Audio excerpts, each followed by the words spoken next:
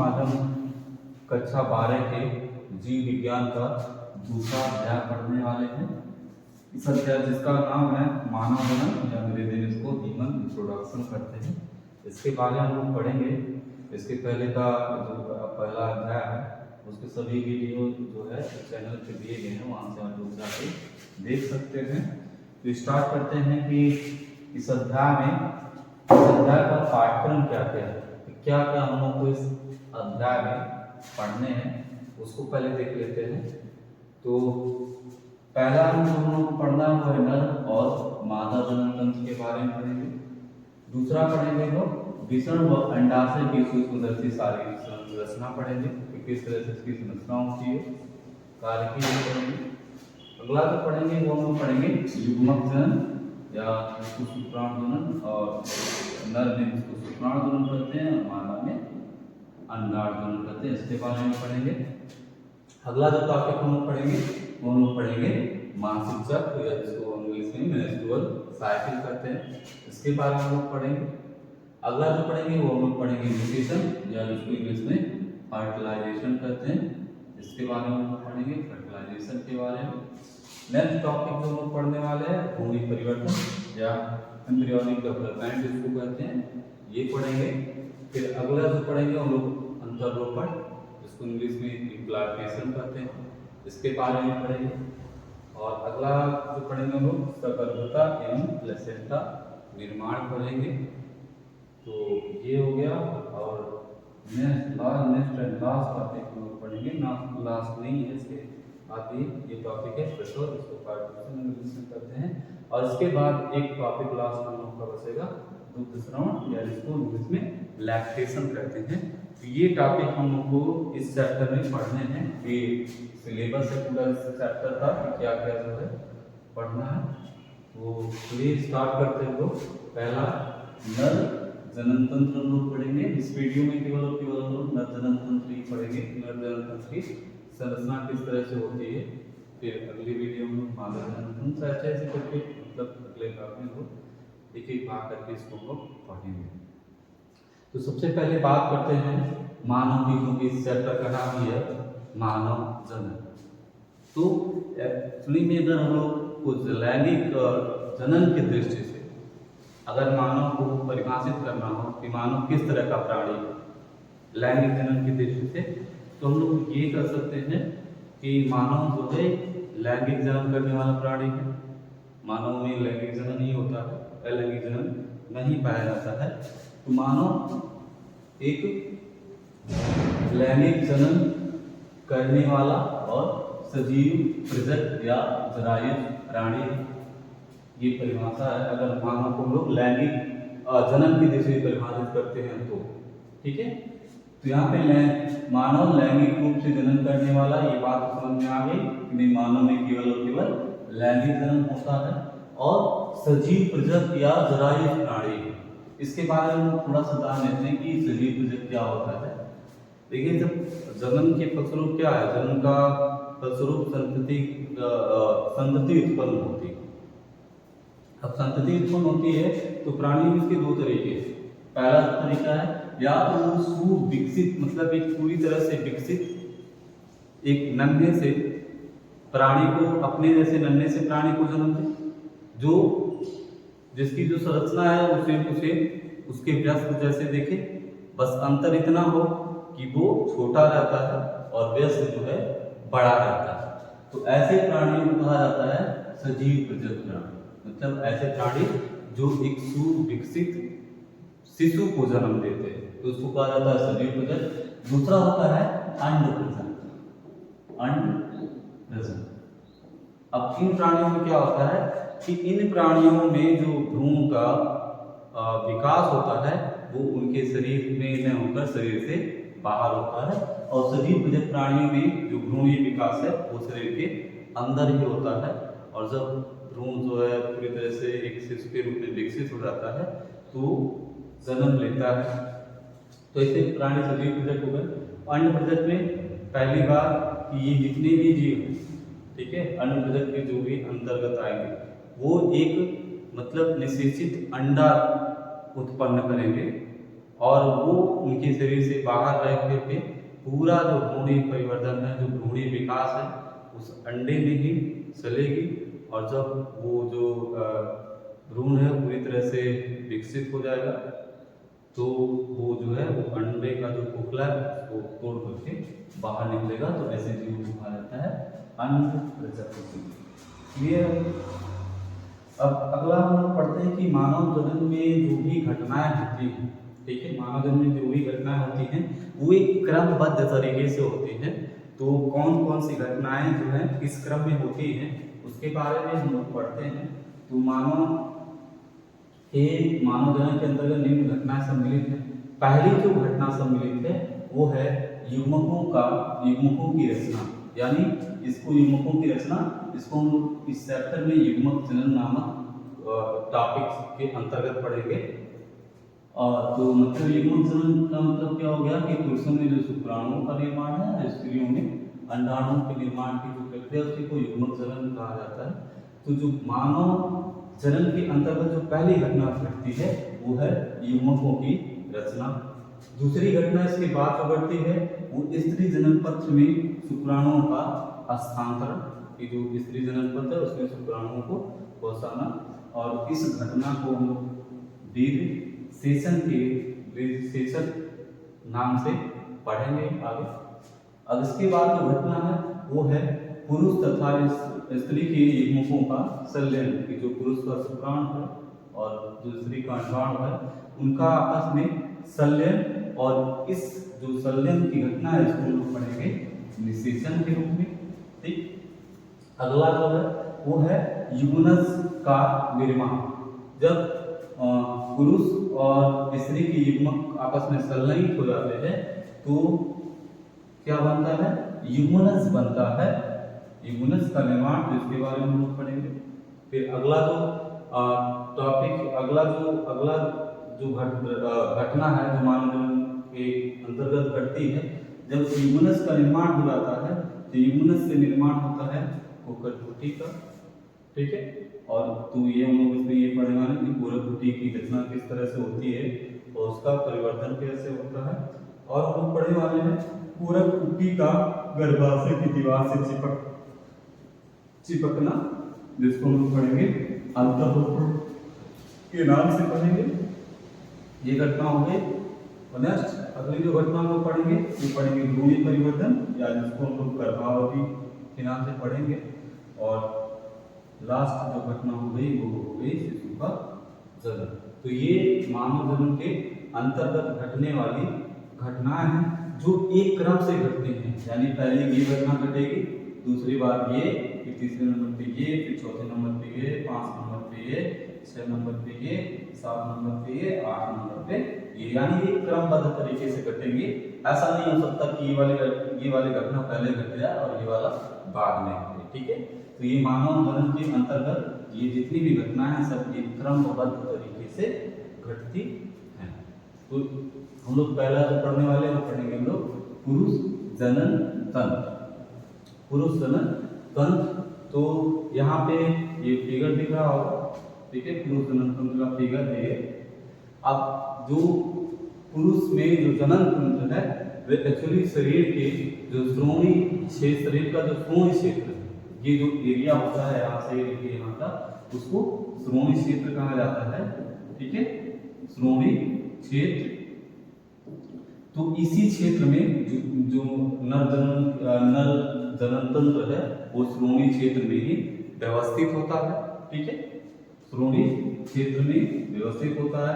यहाँ पे जो मध्य की हड्डी होती है उसको श्रोणी मेखला के नाम से जानते हैं। तो उस हड्डी के आसपास के जो रीजन है उसको हम लोग श्रोणी क्षेत्र कहते हैं। ठीक है, तो नर में जो पुरुष का जनन तंत्र है वो शरीर के श्रोणी क्षेत्र, या जिसको इंग्लिश में कहते हैं पेल्विक रीजन में व्यवस्थित होता है। और इसके अंतर्गत निम्न अंग सम्मिलित होते हैं। जो पहला अंग है वो है एक जोड़ा विषण, जो ये पार्ट दिख रहा है। ठीक है, ये वाला पार्ट ये है विषण। दूसरा जो अंग है वो है सहायक नलिकाएं। ये नलिकाएं जो ऐसे निकल करके यहाँ से ऐसे करके जा रही हैं, ऐसे ऐसे करके यहाँ तो ये बहुत सारी नलिकाएं होती हैं जो मिल करके उनकी पूरी रचना करती हैं। तो दूसरा अंग जो है वो सहायक नलिकाएं हो गई। तीसरा है एक जोड़ी ग्रंथियां, इसमें ग्रंथियां भी आती हैं, उसके बारे में हम लोग अभी पढ़ेंगे आगे। अगला जो है वो है बाह्य जननेंद्रिय। तो ये वाला जो पार्ट है ये है बाह्य जननेंद्रिय। क्लियर कि मानव का जो जनन तंत्र है, मानव में पुरुष का जो जनन तंत्र है उसको निश्चित में व्यवस्थित होता है। इसके अंतर्गत एक जोड़ा विषण, सहायक नलिकाएं, ग्रंथियां और बाह्य जननेंद्रिय इतने अंग जो है वो सम्मिलित होते हैं पुरुष जनन तंत्र के अंतर्गत। अब हम लोग क्या करते हैं, हम लोग एक एक से विषण हो गया, सहायक नलिकाएं, ग्रंथियां या बाह्य जननेंद्रिय एक एक करके लोग पढ़ेंगे कि इनकी रचना किस तरह से होती है, कहाँ पे कैसे इनकी जो प्रक्रिया है कैसे होती है, इन सभी चीज़ों के बारे में हम लोग पढ़ने वाले हैं। तो पहला हो गया विषण, जिसको इंग्लिश में कहते हैं टेस्टिस। अभी हम लोगों ने पढ़ा एक जोड़ा विषण पाया जाता है, यानी दो विषण जो है मानव में पाए जाते हैं। यहाँ पे हम लोग देख सकते हैं ये जो विषण है वो उदर गुहा, जो ये वाला रीजन है ये उदर गुहा है, ठीक है।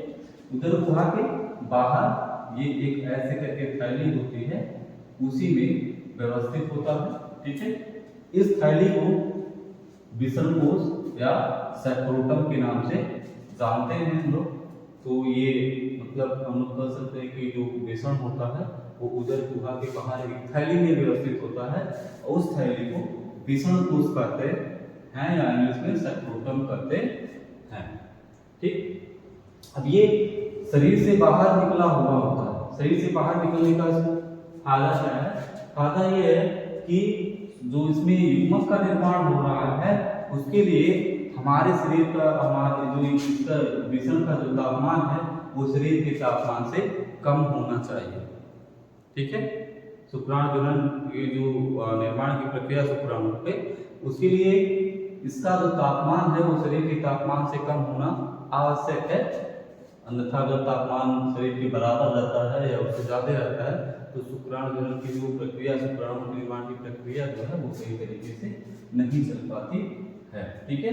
तो विषण कोश विषणु के तापमान को शरीर के तापमान से लगभग 2 से 2.5 डिग्री सेंटीग्रेड कम रखने में सहायक होते हैं, जो शुक्राणु जनन के लिए आवश्यक है। तो यहाँ पे हम देख सकते हैं कि विषण को जब हम ऐसे करके काटेंगे तो कुछ इस तरह से करके वो विषण जो है वो दिखेगा। वयस्कों में जो प्रत्येक विषण है वो लगभग अंडाकार संरचना होती है, यहाँ पे दिख भी रहा है, ये अंडाकार संरचना है, ठीक है। जिसकी लंबाई यानी ये वाला, जिसकी लंबाई 4 से 5 सेंटीमीटर होती है, 4 से 5 सेंटीमीटर, और चौड़ाई 2 से 3 सेंटीमीटर, यानी ये वाला रीजन होता है वो 2 से 3 सेंटीमीटर होता है, ठीक है। फिर विषण जो है ये सघन आवरण से ढका रहता है, इसके ऊपर जो है एक मतलब हम कह सकते हैं मोटा जो है आवरण चढ़ा होता है, ठीक है। जो इसके अंतर्गत जो इसके अंदर जो भी संरचनाएं हैं उसको वो ढका रहता है। फिर जो प्रत्येक विषण, यहाँ पर हम देख रहे हैं कि प्रत्येक विषण में इस तरह के ये जो खाना दिख रहा है, इस तरह के लगभग 250 खाने होते हैं, 250 खाने होते हैं। इन खानों को कहा जाता है विषण पालिका। क्या कहा जाता है? विषण पालिका, इंग्लिश में इसको कहते हैं टेस्टिकुलर लोब्यूल्स, ठीक है। तो प्रत्येक विषण में लगभग 250 कक्ष होते हैं इस तरह के, जिनको कहा जाता है विषण पालिका, ठीक। अब प्रत्येक विषण पालिका के अंदर, जो प्रत्येक की विषण पालिका है इसके अंदर 1 से लेकर 3 अति कुंडलित, बहुत ज्यादा कुंडलित, मतलब ऐसे ऐसे आपस में जो है कुंडलित तरीके से व्यवस्थित होते हैं। तो प्रत्येक विषण के अंदर 1 से लेकर 3 अति कुंडलित नलिकाएं होती हैं, जिन्हें शुक्रजनक नलिकाएं कहा जाता है। और इन्हीं शुक्रजन नलिकाओं में जो इसके अंदर 1 से 3 है, उसी शुक्रजन नलिकाओं के अंदर जो है शुक्राणुओं का निर्माण होता है, ठीक। अब प्रत्येक जनन शुक्रजनन नलिका का भीतरी जो भाग है वो दो तरह की कोशिकाओं से मिलकर बना होता है। दो तरह की कोशिकाएं, ये जो नलिकाएं इसमें जा रही हैं, जो भी हम बताएं कि 1 से लेके 3 अतिकुंडलित नलिकाएं जो हैं, ये वाली नलिका यहाँ पे काटा हुआ है, इसमें नलिकाओं में ये दो तरह की कोशिकाओं से मिलकर बना होता है। दो तरह की कोशिकाएं इसको आश्रित की रहती हैं, ऐसे ऐसे करके बनाए रहती हैं। उसमें जो यहाँ पे आप लोग देख सकते हैं कि ये जो नलिका है इसको काट करके हम लोग बहुत बड़ा करके देखेंगे तो कुछ इस तरह का ये दिखेगा। ये दो तरह की कोशिकाओं से मिलकर बना होता है। पहली जो कोशिका है वो नरजन्म कोशिका है। तो ये जो कोशिकाएं हमको दिख रही है ये सारी, ये सब नरजन्म कोशिकाएं हैं और ये किसका निर्माण करती हैं? नरजन्म कोशिकाओं से ही शुक्राणुओं का निर्माण होता है। ठीक है, इनके इनमें अर्धसूत्री विभाजन होता है और अर्धसूत्री विभाजन के फलस्वरूप शुक्राणुओं का निर्माण होता है नरजन्म कोशिकाओं से। ठीक, नरजन्म कोशिकाओं से। इसमें दूसरी तरह की जो कोशिका पाई जाती है उसको कहते हैं सर्टोली कोशिकाएं। यहाँ पे देख सकते हैं सर्टोली कोशिकाएं होती हैं और ये केवल और केवल जो यहाँ पे शुक्राणु विकसित हो रहे हैं उनको केवल और केवल क्या प्रदान करती है? पोषण प्रदान करने का कार्य करती है। ठीक है, तो यानी जो शुक्रजनक नलिका हो गई जिसको सेमिनिफेरस ट्यूब्यूल कहते हैं, वो दो तरह की कोशिकाओं से मिलकर बनी होती है। पहली जो कोशिका है वो है नरजन्म कोशिका। इसी नरजन्म कोशिका से अर्धसूत्री विभाजन के फलस्वरूप शुक्राणुओं का निर्माण होता है और दूसरी जो कोशिका है वो है सर्टोली कोशिकाएं। सर्टोली कोशिकाएं जो शुक्राणु विकसित हो रहे होते हैं या जिनमें जो विकसित हो गए होते हैं उनको पोषण प्रदान करने का कार्य सर्टोली कोशिकाएं करती हैं। ठीक, तो यहाँ पे ये हो गया कि शुक्रजनन नलिका है जो प्रत्येक जो विषण पालिका है उसमें 1 से लेकर 3 तक रहेगी। और विषण पालिका कितने होते हैं? प्रत्येक विषण में लगभग 250 होते हैं और हर एक पालिका में 3 शुक्रजनन नलिकाएं होंगी, यानी हर एक विषण में लगभग 750 शुक्रजनन नलिकाएं होती हैं। तो ये इम्पोर्टेंट बात है, कभी कभी पूछा जाता है कॉम्पिटिटिव एग्जामों में कि प्रत्येक जो मानव में प्रत्येक विषण में कितनी शुक्रजनन नलिकाएं होती है, तो होती है लगभग 750 और प्रत्येक विषण में जो विषण पालिकाओं की संख्या होती है लगभग 250। ठीक, आगे बढ़ते हैं तो ये जो शुक्रजनन नलिका जो है यहाँ पे देख रहे हैं फिगर में, ये शुक्रजनन नलिकाएं हैं। ठीक है, शुक्रजनन नलिकाएं हैं। ये सभी शुक्रजनक नलिकाएं हैं। ठीक, शुक्रजनक नलिकाओं के बाहरी क्षेत्र जो नलिका से बाहर का एरिया है यानी ये सब एरिया, इसको कहा जाता है अंतराली अवकाश या इंग्लिश में इसको कहते हैं इंटरस्टेशियल स्पेस। अब इस इंटरस्टेशियल स्पेस पे दो चीजें होती हैं। पहली चीज हो गई कि इसमें बहुत छोटी छोटी रुधिर वाहिकाएं होती हैं। ठीक है, कि जो शुक्रजनन नलिकाओं के बाहरी क्षेत्र को जिसको अंतराली अवकाश कहते हैं उसमें बहुत छोटी रक्त वाहिनियां होती हैं जिनमें रक्त का प्रवाह होता है। और इसके अलावा अंतराकाशीय अवकाश में एक प्रकार की कोशिकाएं भी पाई जाती हैं जिसको अंतरालीय कोशिकाएं या फिर लीडिंग कोशिकाएं भी कहा जाता है। तो ये दो तरह की मतलब अंतरालीय अवकाश में रुधिर वाहिकाएं पाई जाएंगी और अंतरालीय कोशिकाएं या लीडिंग कोशिकाएं पाई जाएंगी। लीडिंग कोशिकाएं का क्या काम है? लीडिंग कोशिकाएं जो है एंड्रोजन नामक विषण हार्मोन संश्लेषित करती है, बनाती है और उसका स्रावण करती है, यानी उसको जो है बाहर निकालती है। ठीक है, ये काम कौन करता है? लीडिंग कोशिकाएं। ये बात होगा ना, आप लोग याद रखिएगा कि आगे इसकी बहुत जरूरत पड़ने वाली है। तो लीडिंग कोशिकाओं में ही एंड्रोजन नामक विषण हार्मोनों का संश्लेषण होता है और उन्हीं से विषण से इनका स्रावण भी होता है। ठीक है, अब यहाँ पर कुछ अन्य कोशिकाएं भी होती हैं इन दोनों चीजों के अलावा, जो रुधिर वाहिकाएं हो गई या जो अंतराली कोशिकाएं हो गई। इसके अलावा यहाँ पे कुछ कोशिकाएं होती हैं जो प्रतिरक्षात्मक कार्य करने में सक्षम होती हैं। यानी वो जो भी पैथोजन है या रोगाणु है उनको नष्ट करने के लिए इसी अंतराली कोशिकाओं में ही कुछ विशेष तरह की कोशिकाएं भी पाई जाती हैं। ठीक है, अब हम लोग बात करते हैं, पहला तो हो गया हमारा विसरण के बारे में, दूसरा हम लोग बात करते हैं सहायक नलिकाओं के बारे में। तो पुरुष लिंग सहायक नलिकाओं के अंतर्गत पहली जो नलिका है वो है विसरण जालिका, जिसको अंग्रेजी में रेटिटेस्टिस कहते हैं। दूसरी जो है वो है शुक्रवाहिका, जिसको इंग्लिश में वास डिफरेंशिया कहते हैं। तीसरी जो है वो है अधिविसरण, जिसको एपिडाइडेमिस कहते हैं। और चौथी जो है वो शुक्रवाहक, जिसको वास डिफरेंस करते हैं। यहाँ पे ये हम लोग यहाँ पे आसानी से देखा जा सकता है कि जो भी हम लोग बताएं ये विसरण पालिका में 1 से लेकर 3 जो है शुक्रजनन नलिकाएं हैं।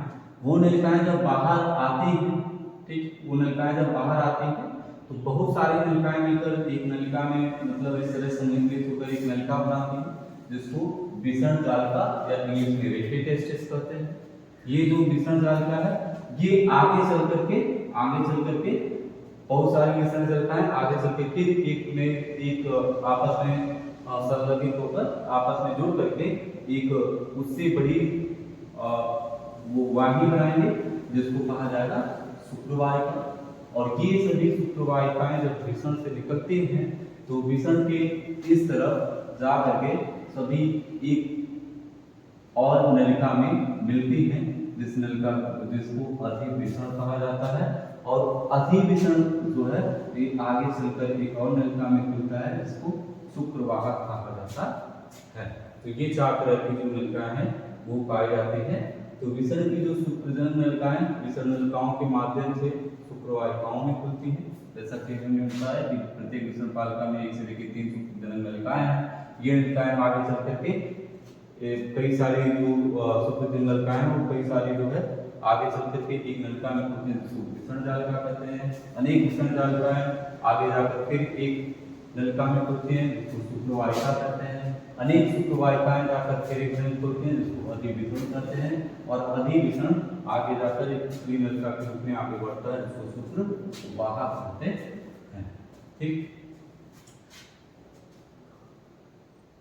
अब यहाँ पे हम देख सकते हैं कि ये अधिविसरण है और ये ऐसे करके ये इस नलिका में खुला है। इस यही नलिका जो है शुक्रवाहक है। ठीक है, शुक्रवाहक जो है ये शुक्राणुओं को धोता हुआ जो है यहाँ पे आएगा। ये वाला एरिया है ये मूत्राशय है। इसके ऊपर से यहाँ से अंदर से ऐसे करके ऐसे घूमता होगा, ऐसे मान लीजिए ऐसे मूत्राशय तो ऐसे आएगा और इसके ऊपर से ऐसे लूप बनाता हुआ इधर जाकर के खुलेगा। ठीक है, उधर की ओर मतलब आगे की तरफ। और इसमें क्या होता है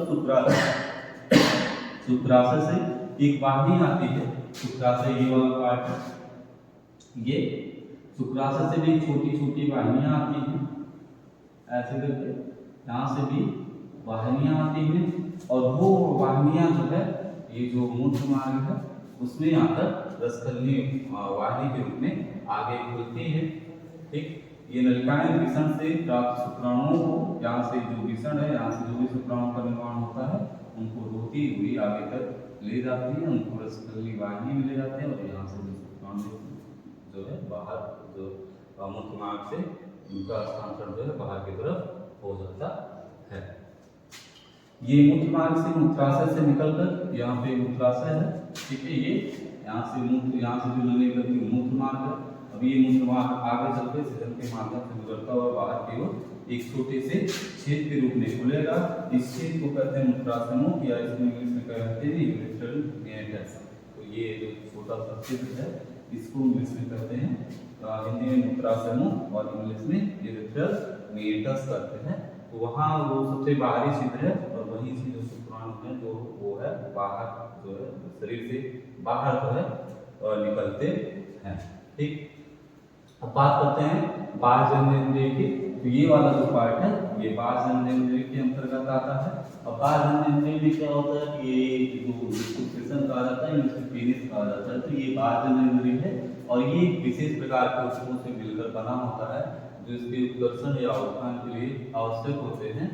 ये मतलब ये जो ऊतक है ये विसेचन को भी आसान बनाते हैं, उनके उनके जो भी शुक्राणु की जो बाहर निकलने की प्रक्रिया उसको भी सुगम बनाते हैं। तो ये सारे ऊतक जो है खास तरह के ऊतक होते हैं, ये जो किनारे किनारे लगे हुए हैं ये खास तरह के ऊतक होते हैं जो शुक्राणु को बाहर निकालने में या फिर ये जो सेशन है इसके उत्कर्षण में सहायता करते हैं। सेशन का जो अंतिम वर्धित भाग है यहाँ से लेकर यहाँ वाला पार्ट ये, ठीक है, इसको सेशन मूल या ग्लांस पेनिस कहा जाता है इंग्लिश में। तो ये सेशन हो गया, सेशन का जो आगे का वर्धित पार्ट हो गया यहाँ से लेकर, तो इसको सेशन मूल या इंग्लिश में ग्लांस पेनिस करते हैं। और इसके ऊपर एक छोटी सी एक पतली सी स्किन से ये ढका रहता है, इस स्किन को फोर स्किन या अग्रेसर कहा जाता है। तो ये हो गया बाह्य। नेक्स्ट बात हम लोग करते हैं कि सहायक ग्रंथियां कौन कौन सी हैं, एक्सेसरी ग्लैंड्स कौन कौन सी हैं पुरुष जनन तंत्र के अंतर्गत। तो पुरुष जनन तंत्र के अंतर्गत जो सहायक ग्रंथियां हैं वो पहला है एक जोड़ा शुक्राशय, जो यहाँ पे दिख रहा है ऐसे करके इधर, और इधर ये कटा हुआ पार्ट दिख रहा है। तो ये दोनों जो है ये शुक्राशय है, ये ग्रंथि है। दूसरी जो ग्रंथि है पुरस, जिसकी संख्या एक होती है, और ये यहाँ पे दिख रहा है ऐसे करके पुरुष ग्रंथि है। और तीसरी जो ग्रंथि है वो है कंद मूत्रपथ ग्रंथ, जो यहाँ पे दिख रहा है। ये भी एक जोड़ा होता है, एक इस तरफ और एक इस तरफ। अब इन जो भी ग्रंथियां हैं, ठीक है, इनसे जो भी चीजें स्रावित होती हैं वो शुक्राणु के साथ जाकर के, शुक्राणु जब ऐसे करके आता है यहाँ से, तो यहाँ पे जो शुक्राशय का स्राव है वो उसमें जाके मिल जाता है। फिर जैसे आगे बढ़ता है तो पुरुष का जो स्राव है, जो भी चीज स्रावित ही करता है वो आगे मिल जाता है। और ऐसे करके आगे बढ़ता हुआ तो सभी जिनकी तीनों ग्रंथियों के जो स्राव है उसमें मिलते रहते हैं, और उससे निर्माण होता है इसका प्लाज्मा, यानी शुक्राणु यहाँ से निकलता हुआ जाता है। जो भी तरल पदार्थ ये मिलाते हैं, जब वो तीन जो तरल पदार्थ मिल जाते हैं तब जो निर्माण होता है उसको करते हैं सुक्रिय प्लाज्मा या सेमाइनल प्लाज्मा कहते हैं। अब सेमाइनल प्लाज्मा में क्या क्या होता है, फ्रक्टोज होता है, कैल्शियम होता है, और कुछ एंजाइम भी होते हैं जो निषेचन की प्रक्रिया के लिए आवश्यक होते हैं। तो ये इतनी सारे जो ये फ्रक्टोज है, कैल्शियम है, और जो एंजाइम्स है उनको कौन स्रावित करता है, यही ग्रंथियां स्रावित करती हैं। जो शुक्राशय है, पुरस्थ है या कंद मूत्रपथ है, ये तीनों ग्रंथियां जो है शुक्राणुओं में ले जा करके फ्रक्टोज, कैल्शियम और एंजाइम को मिलाती है। तो ये एक तरह से ये जो निषेचन है, शुक्राणु निषेचन की प्रक्रिया को भी सुगम बनाती है ये दोनों ग्रंथियां अपना स्राव शुक्राणुओं में सम्मिलित करके। तो आज बस ये जो था पुरुष जनन तंत्र खत्म होता है। हमने चारों पार्ट पढ़ लिए इसमें। पहला जो पार्ट था उपवेशन, उसके बारे में हम लोगों ने पढ़ा, फिर पढ़ा जो सहायक नलिकाएं थी उसके बारे में पढ़ा, तीसरा जो इंद्रिय उसके बारे में पढ़ा, और लास्ट में जो इसका पार्ट था सहायक ग्रंथियां इसके बारे में पढ़ा। बाकी का जो पार्ट है मादा जनन तंत्र उसको हम लोग अगले वीडियो में बनाएंगे, तो उसको अगले वीडियो में हम लोग पढ़ते हैं मादा जनन